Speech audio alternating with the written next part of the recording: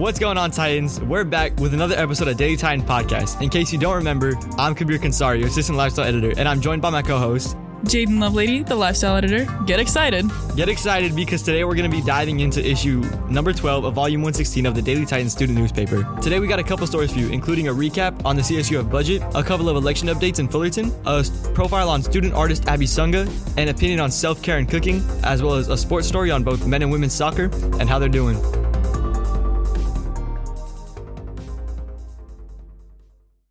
All right, guys, let's get straight into it. Because I've been hearing whispers among the people, okay?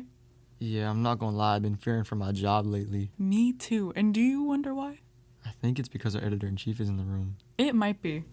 Guys, I was on the podcast a while back, and you were fine. Yeah, but now I'm scared. We haven't been here for a little while. Yeah, man, today's a new day. Today is a new day, but I think you'll be okay. Hey, that was kind of a bar.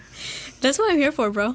Okay, yeah. That's all I do, I think there's also something else that you're here for. Oh, I did write a story. Oh, Do you want to tell us a little bit about that? Yes, so I wrote about just CSUF's budget for this fiscal year in general.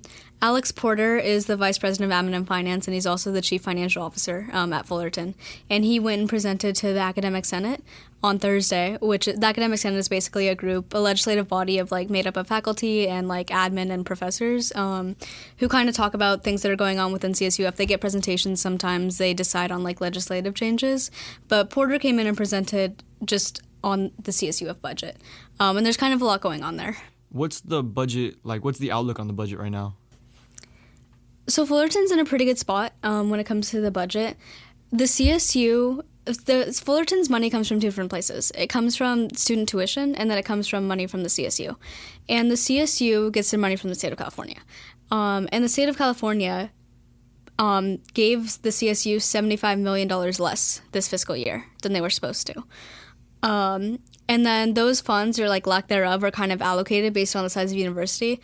So CSUF received about $7.4 million less this year than we were supposed to get. So that would constitute a deficit. But we have a fair amount of money in our reserves, which is basically just money that we don't spend every year, we save. And part of the reason we save it is for economic uncertainty like this. Yeah, I was going to ask, is that a planned out thing that they saved for, or was this just a general emergency fund? I would say they classify it as or they designate it as economic uncertainty, which is what it is, because the state of California, there's kind of layers, because we're CSUF in our little bubble here, right? And then there's the CSU system, which is 22 other campuses, and then there's the state of California. And the state of California this fiscal year is in a $68 billion budget deficit. Wonderful. So Wonderful. We're broke. Okay. We're broke. And Alex Porter came and presented to Academic Senate last May about the same exact thing, and he actually thought they were going to be in a worse spot when it came to funding. And that's because, so the CSU gets amount of base funding from California every year. But Newsom and the CSU had agreed to what's called a compact agreement a couple years back, which is basically, in layman's terms, Newsom saying, hey, you're going to enroll more people, and if you do, I will give you more money. And CSUF is the only CSU that really meets their enrollment targets. I was going to say, doesn't the campus kind of over-enroll as well? Yes, historically, yes. Hey, shout out us. Shout out over-enrollment. It's because everybody wants to be like a Titan, you know what I'm saying? Honestly, yeah. Everyone just wants to put those tusks up, and you know That's what I'm I respect it because I love having and it really tusks does up. take a Titan at the end of the day. And you know what? So true. So the over-enrollment is kind of a double-edged sword then, because it provides more funding for us because we get more money from student tuition. Yes. But that also kind of impacts students more with class scheduling, things like that, because it increases the number of students taking up spots in classes. It does. And based on what they said in Academic Senate, I'm not sure if that's something that administrators really realize or they are kept in mind, because they're in a spot where, especially because CSU tuition just went up. And it's going to go up by 34%, starting this year and over the next couple years. Isn't it 6% per year? Is that? Yeah. Okay. So because they enroll people and because tuition is going up, they're going to get more money because of that. But also the CSU changed the way it reallocates funding to the schools. Alex Porter spoke about how he thinks that's because Mildred Garcia came into office. She's the CSU chancellor, and she started last year. And he thinks there's more of an accountability there. But essentially what it means is that schools who are meeting their enrollment targets or exceeding them, they're going to get more money. which means that we got more money because of that. This is in the article, but our enrollment went up by like 1.5% from last year, so like 1.5% more students. But our funding from the CSU went up by over 10%, which is really interesting because Fullerton honestly is in a pretty good spot, and the admin really emphasized that at the meeting. But coupled with like just the CSU being in its own deficit, and California being in a budget deficit, like campus admin have to plan. And another kind of piece of this too is that like, remember how I spoke about the $68 billion budget deficit, which is a lot of money. Something that campus admin is kind of grappling with right now is that Newsom has proposed an 8% budget cut, nearly 8% for next fiscal year. And everything else in California was cut by 8% this year, except the CSU and the UC system. Newsom and the governor's office are kind of given like higher education a break to plan for that 8% budget deficit. But that's something that even the CSU Board of Trustees are still trying to figure out a way around. And President Rochon emphasized at the meeting that, it's not set in stone, but it is something campus admin have to be aware of. I read in the article there was a quote about a deferral being deferred. Could you explain a little bit more? I was kind of confused on that one. Yeah, so I kind of touched on it very, very briefly earlier, but essentially when campus admin presented to the Academic Senate in May, they thought that Newsom was going to defer money. That was supposed to go to the CSU as part of that compact agreement, which is basically the agreement between the CSU and Newsom being like, you enroll more, we'll give you more money. But because the state of California is in such like a budget crisis right now, Newsom or the governor's office at the time didn't really feel like they wanted to give that money to the CSU. So they had told the CSU, like, don't expect this money. Don't expect this $240 million. But between May and when the budget had to be finalized, Newsom, the governor's office, decided to only cut $75 million. And that deferral was going to be deferred to the next fiscal year. No way. Yes. Crazy how they do that. So 25-26, believe it or not, we will get less money from the CSU. So that's kind of what it means by the deferral being deferred. And there are a lot of moving parts with this. It's like kind of 3 separate budgets all like working together. But what they really emphasize that the state of California is in not a great spot, but Cal State Fullerton is in a good spot because of the hard work that the campus admin have done to maintain the reserves. And, the reserves are finite, and I don't think they know what's going to happen, but they're just trying to be as responsible as they can, which is all they really can do at the end of the day. Would you happen to know, like, kind of where the money that we did get would be going in terms of programs and things like that? Yeah, so for this fiscal year, 24-25, there was nearly a $57 million budget increase, which is about 10% of the budget. And so that comes from, so 66% of that came from, like, the state money, essentially the money that was appropriated to us because we over-enrolled. 34% is coming from the tuition and fee revenue increase, which is the increased tuition that we all had to pay this semester. And there are a lot of different ways that money is being used. 13 million, a little over 13 million of that is used for strategic enrollment growth. So we got money for enrolling people that's going right back into enrolling more people. Sick. Amazing. Yeah, which is awesome for us on a small campus. Expecting more campus tours. Yeah, shout out. 10 million of that is going to funded portion of compensation. That would be like salaries and things like that, or? Yes, I believe so. That was the category that the CSU didn't give us money in. So that like $7.5 million they didn't give us, it was in that category. Okay. So some of that money is going to the same thing. Some of that is going to things like compensation cost increase, which is like the CFA recently. That's what the strike and like they renegotiated the contract and things like that? Yeah, so they got a budget or a salary increase, excuse me. And obviously that will cost more money from the schools because they are paying their professors a more tenable wage. That is a good bit of information. Yeah, and I think it's a way that we appreciate the money being used, right? Yeah. Because at the end of the day, we are here to learn, low-key. Yes. Wait, yeah. I've low-key heard that before, too, yeah. That could be argued. We're students. And what do students do? Learn. No way. I know, what a concept. And then different, like, healthcare premiums, liability and property insurance, a lot of graduation initiative, things like that. There are some things like Cal NAGPRA compliance and Title IX that less money is allocated towards, but those things are required by the CSU. But yeah, that's kind of a super simple explanation of the CSUF budget. Well, thank you so much. Yeah. Yeah. I feel enlightened. Shout out. I feel a lot smarter and a lot more informed. What's your favorite thing that you've learned recently? Honestly, I really enjoyed reporting for this budget story. I mean, I just went to the academic senate meeting. Like, I didn't really do any other like interviews, but I listened to the 1.5 hour long recording. I read the presentations, and things like this are fun because there is so much more reporting that like you can pull from to learn. Because like I was looking at CSU budget reports. I was looking at like, because the CSU trustees have to like figure out what they're gonna do, right? When California doesn't give them. Or when California gives them less money. Yeah. Right. It is interesting. It's like a big game of chess. Were there any basically, yeah. Were there any numbers that like kind of surprised you, like seeing like, whoa, like this is what the budget looks like? I think the biggest number that surprised me is that like I talked about it before, but how our enrollment went up by 1%, but our budget, like the percent increase was like 10%. Yeah, the ratio there is like Yeah. very Yeah. interesting to see. Which Alex Porter talked about this when he was presenting, but he was kind of saying how like, I mean, it's good for us, but it's like we're taking money away from other CSUs because that pool of money is finite. So when we're taking a higher proportion of that money based on our enrollment, the schools that aren't enrolling are getting less money than like is proportional. But also they're not enrolling. And that's honestly like, even Roshan emphasized, that is like the name of the game, to be honest. Yeah. I was going to say they got to do more campus tours over there. I was like, Yeah. hey. Thanks for having me.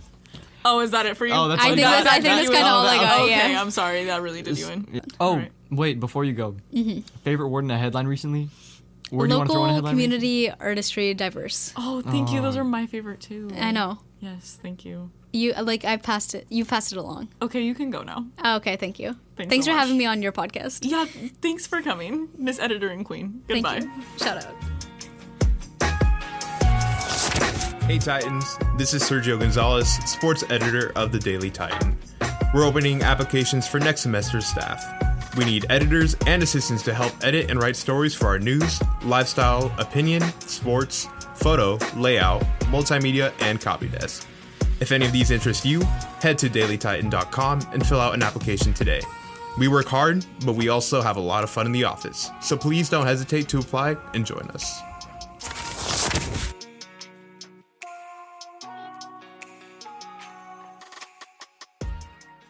All right, y'all. So in a very Kyle Korver-esque move, we actually had to trade Emily for Isaiah, our other exec, a new printer, and some cash considerations.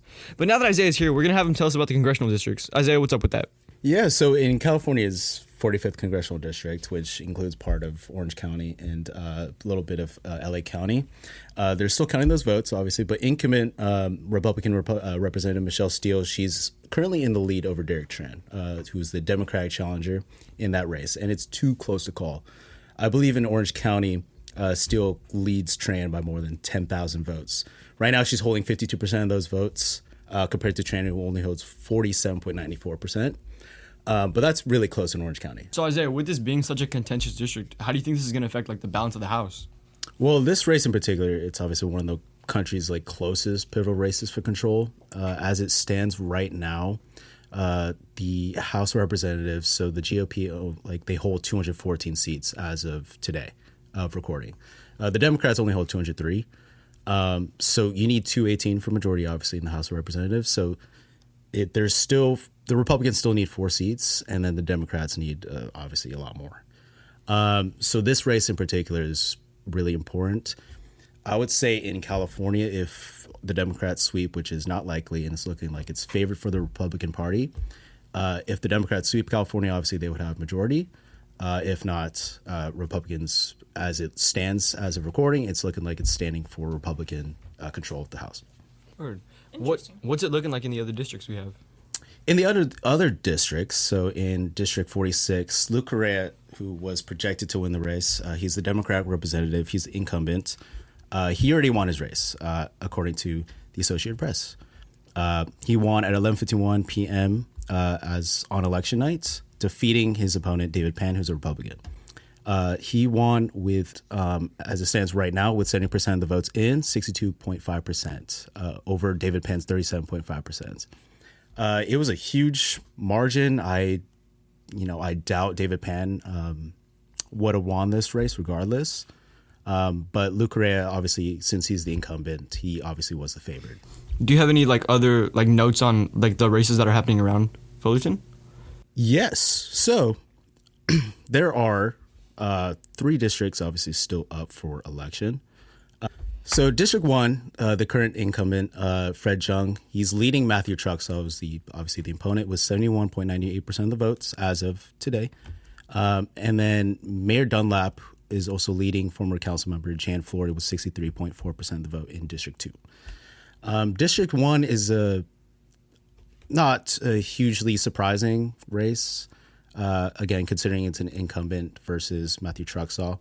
Matthew Truxell, his background, he's a management expert. He's more into business. So again, not huge in the political world compared to Fred Jung, who's already obviously is the incumbent in that district. District 2 in Fullerton. So this one's a little interesting because Jan Flores, she's the former mayor. And she's running up against the current mayor, Nick Dunlap. So he already has that advantage going to District 2. Right. So in District 4, Jamie Valencia, she's maintaining her narrow lead of 45 votes over Vivian Jaramillo. Valencia, she's leading with 35.54% of the vote and 2,900 votes. Jaramillo, she's trailing behind at nearly 35%, almost 3,000 votes. Linda Whitaker, the wife of incumbent District 4 Councilmember Bruce Whitaker, she's third behind Jaramillo at 18.67% and 1,532 votes. Scott Markowitz, he's last in voting with 10.8% and 886 votes. So he's dead last in District 4 race. All right. Well, thank you, Mr. DME, Isaiah Mallari. Of course. You know, I heard from some sources that election coverage is going to be updated on our website at dailytitan.com. Might this be true? And it is correct. We'll be updating these counts and races throughout the week on dailytitan.com, and you could also catch us on Instagram. We'll be posting all the updates there too as well. Yeah, it's like I just said that. Yeah. Cool. Thanks. Just get out now. Oh, okay. Thanks. Okay, bye. Thanks. Thanks, guys.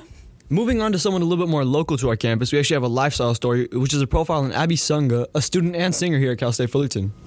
Yeah, so I actually wrote this week, and it was a really cool experience, to be honest, because I have been wanting to do a profile at our desk for a while now, and it was cool to have a subject that was like so clearly passionate about what she does. And she, for the record, is a independent artist right now, and she just released, actually today when we're recording this on Sunday, November 10th, she just released her sophomore EP, What Do I Do? And it was just really interesting to get to know like more about Abby. And like for profile stories, we have to talk about at least 2 people who are like close in the subject's life. So it was cool to learn just about her experience from her perspective, as well as like people close to her and like how they watched her grow as an artist. It was just cool to see someone like near my age go for what they want, you know, like unapologetically.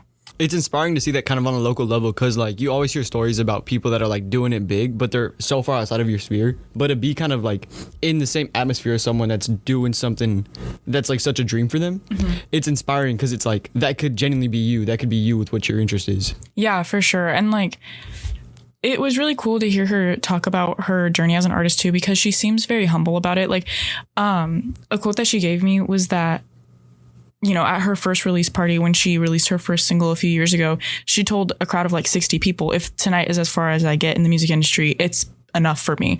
And that really just stuck with me, because it's really cool to see an artist be humble about their creativity and their like ability to succeed for themselves. Because I feel like a lot of times in an industry like this, some people are just so fun to talk to because they're the exact opposite of that. It was really refreshing to talk to someone who is like super chill about it. It's nice to see someone that has the ability to kind of perceive the journey they're on and appreciate it for what it is at the time of the journey, instead of like focusing on like, how do I get farther? How do I get higher? How do I get like more of that?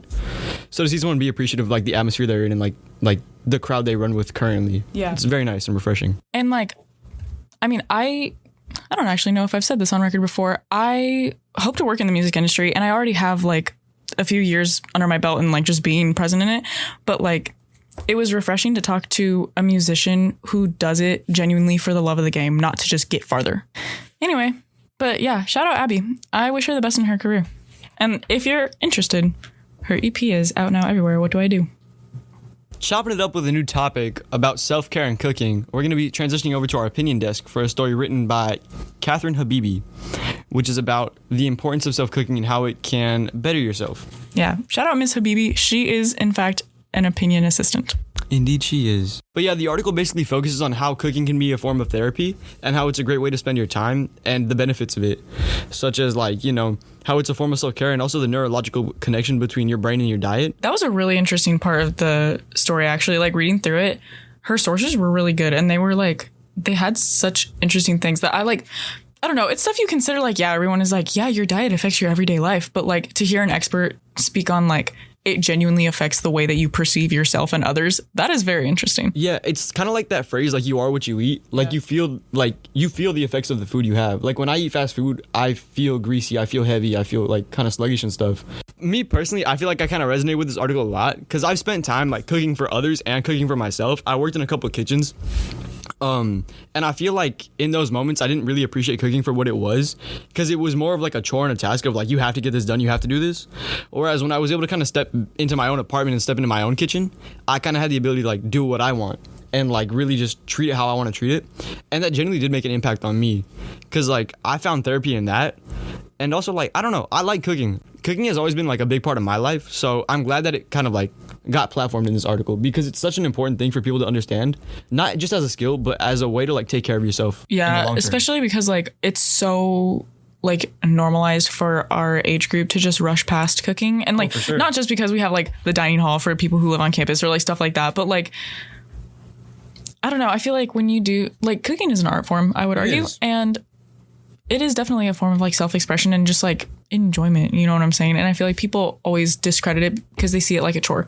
Yeah. But it doesn't have to be that way. If you get started with easy recipes, easy ingredients, and stuff that fits your budget and lifestyle, obviously, I feel it could have a very positive impact, is the point of the entire article. Yeah. But I mean, I don't know. I feel a lot of people learn how to cook differently and there's different ways people are taught to cook. I never got taught to make recipes. My mom never sat me down and showed me how to make this item and this item and this item. My mom just kind of showed me oh, these vegetables go good with these vegetables or these seasonings go good with this kind of thing and that goes with that. So she kind of gave me all the pieces of the puzzle for me to put together how I wanted. So that kind of helped me build confidence in the kitchen because I had the basic skills to build my foundation off of. And then I found a couple recipes online and I found a couple cookbooks and things like that I felt I could handle. Yeah. Because I'm not out here making beef Wellington. I'm not following Chef Ramsay's recipes. I'm not Anthony Bourdain. I'm just some guy with a skillet and a nice spatula. And I'm doing my best. And a dream. And I'm doing my best with it. Yeah. But you know what? I keep myself fed and I keep my friends fed. And that makes me happy. So shout out. For those that don't cook enough, cook more. And for those that do cook, cook more. All right, guys. It's time for me to get a little truthful. And this is not unknown knowledge, but I don't understand sports that well. So I'm going to have to ask Emily to come back to mansplain it to me. I'm so sorry. Welcome back, Emily. Thank you for having me back. Actually, I don't know if you guys knew this, but I used to be sports editor of the Daily Titan. Before that, I was deputy sports editor, and before that, I was assistant sports editor. I thought you just spawned in the EIC chair. Unfortunately, no. I had to earn it. It's interesting because I was sports editor during last soccer season. And I remember when both of our soccer teams earned the number 1 overall seed because they had the best record. Well, did history repeat itself this time? It did and it didn't. It did not in the sense that both of us, both teams were 6 seeds in the playoffs. Mm-hmm. But it did, unfortunately, repeat itself in the sense that we were both first-round exits. It is heartbreaking, honestly, because both soccer teams were so promising last season. And it was the first time ever that they had both won the conference, in the same year at Cal State Fullerton. Ever? Ever. Wow. In Cal State Fullerton history. Both soccer teams had never won the conference before. And it was a big deal. And they got a bye because they were number 1 overall seed, but then they were eliminated in their first round. Or their first game, rather. And this time around, they were both eliminated in the first round again. With women's soccer, it's interesting, too, because this is the 4th straight season that they've been eliminated in the first round of the playoffs. The women's soccer game particularly was heartbreaking because Kaylee Noble, who is one of their better players, to be honest with you, she's a forward. This is her second year. She won Freshman of the Year last year. She had a corner kick, and the Titans were down by 1. There were 15 seconds left. So if she had gotten the corner kick to where it needed to be, they could have gotten a goal. And I think they pulled the goalie Ranson too to have an extra man out there. And she kicked the ball into the side of the net. from the corner. And the season was over. Just like that. And that, the article says, like, that is representative of how the season went. It was just like, they weren't as good in the regular season. They had a 4-3-3 record. They were just mid. And it's, both teams were mid. Yeah, how That's did men's soccer fare before their elimination? Men's soccer, they had the opportunities in the game. They played against UCI on Wednesday, and they lost 1-0. They had opportunities, they just were not able to capitalize, which is honestly a theme of the season as well. Yeah. Because you can get shot attempts, but if they're not good shot on goal attempts, then they're kind of all for naught. Yeah. Right? And men's soccer, they will be in an interesting spot next season because they have 3 seniors. Well, they have more than 3 seniors, but 3 of their most important seniors, Eric Serrano, Roberto Ordonez, and Suli Ba, they're like the 3 forwards, right? And they have led the team, or they have led the team in points in each of the last 2 seasons. And now they're all graduating. Yeah, I was going to ask about that because I remember last season men's soccer, like across the team, there were a lot of player honors that got given out. Yes. And this season, it was just one player on our team that got Serrano honors. got midfield of the year. We got a couple people on the All Big West second team. Okay. We had the talent for sure. We just weren't able to put it together. We ended with the conference with a 3-2-4 record, which honestly, like, we could have done a lot better. Other than those 3 graduates, though, for men's soccer, there's lots of young talent on the team, and they did have highlights over the season. Like, they beat number 6 UCLA, so there were flashes. Ultimately, though, for both soccers in both years, they just were not able to put it together. And honestly, that's just how Cal State Fullerton sports go. Hey, man. I've heard that, yes. You know, sometimes the Tusks are up, and other days the Tusks are down. At least they got some wins. At least they haven't lost 14 games straight. But we don't need to get into that. We'll save that for another day. We'll save that for another day. I think it's time for me to actually go now. Yeah. All right. I'm kind of tired of this. Yeah, someone grab that mic. Yeah, low-key. All right, Titans, it's looking like it's that time again where we wrap up the pod. And you know what? You don't have to go home, but you cannot stay here, okay? I want to go home. So while you're out on campus this week, be sure to pick up a copy of our beloved Daily Titan, or check us out at dailytitan.com to read the articles mentioned. Thank you all for listening, and as always, if you like us, we love you. All right, y'all. I don't know if y'all remember, because I'm not sure how the ship got ran when Ruben and Brian took over. But in case you don't know what time it is, it's time for us to get thankful. So first of all, a special thanks to our executive producers, Isaiah Mallari and Emily Wilson, our producer, Luis Vizcaino, our assistant producers, Raniel, Santos, and Michelle King, and Bijan Shoushtarizadeh for the amazing outro music that you hear right now. We once again want to thank all of y'all for listening to our podcast. I want to thank my co-host, Jayden and Lovelady, for being on here with me. And I also want to thank myself for all the work we put into the paper. So yeah, we'll catch y'all next time. We'll see y'all soon. Stay tuned at DC Pod and pick up that paper. Peace.